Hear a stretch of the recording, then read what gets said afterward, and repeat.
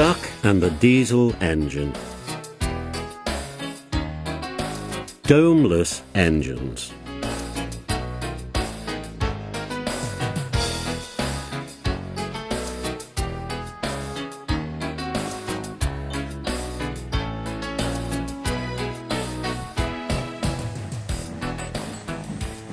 A special train arrived one day and the fat controller welcomed the passengers.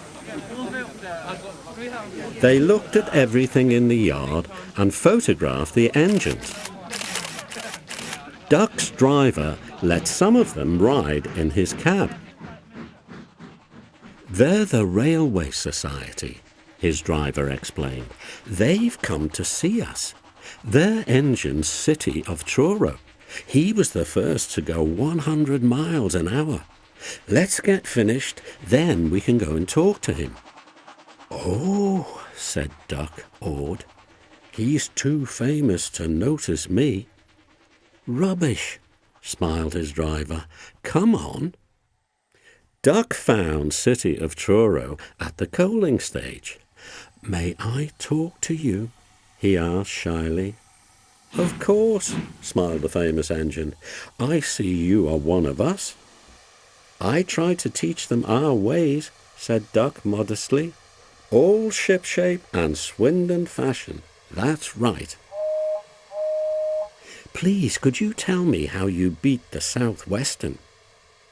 So City of Truro told Duck all about his famous run from Plymouth to Bristol more than 50 years ago. They were soon firm friends and talked Great Western till late at night. City of Truro left early next morning. "Good riddance," grumbled Gordon, chattering all night, keeping important engines awake. "Who is he, anyway?" "He's City of Truro. He's famous." "As famous as me?" "Nonsense. He's famouser than you. He went 100 miles an hour before you were drawn or thought of."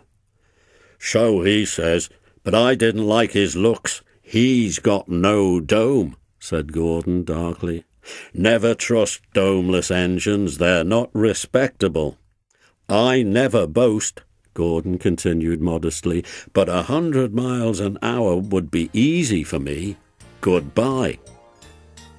Presently, Duck took some trucks to Edward's station. He was cross, and it was lucky for those trucks that they tried no tricks. "Hello," called Edward. "The famous City of Truro came through this morning. He whistled to me. Wasn't he kind?" "He's the finest engine in the world," said Duck, and he told Edward about City of Truro and what Gordon had said. "Don't take any notice," soothed Edward. "He's just jealous. He thinks no engine should be famous but him. Look, he's coming now." Gordon's boiler seemed to have swollen larger than ever. He was running very fast. He swayed up and down and from side to side as his wheels pounded the rails. "He did it, I'll do it. He did it, I'll do it," he panted. His train rocketed past and was gone. Edward chuckled and winked at Duck. "Gordon's trying to do a City of Truro," he said. Duck was still cross. "I should think he'll knock himself to bits," he snorted. "I heard something rattle as he went through." Gordon's driver eased him off. "Steady, boy," he said. "We aren't running a race." "We are, then," said Gordon, but he said it to himself. "I've never known him ride so roughly before," remarked his driver. His fireman grabbed a brake handle to steady himself. "He's giving himself a hammering and no mistake." Soon Gordon began to feel a little queer. "The top of my boiler seems funny," he thought. "It's just as if something was loose. I'd better go slower." But by then it was too late. They met the wind on the viaduct. It wasn't just a gentle wind, nor was it a hard, steady wind. It was a teasing wind which blew suddenly in hard puffs and caught you unawares. Gordon thought it wanted to push him off the bridge. "No, you don't," he said firmly. But the wind had other ideas. It curled round his boiler, crept under his loose dome and lifted it off, and away into the valley below. It fell on the rocks with a clang. Gordon was most uncomfortable.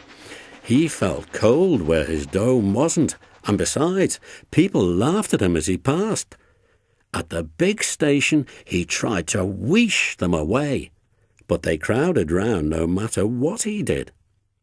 On the way back, he wanted his driver to stop and find his dome, and was very cross when he wouldn't.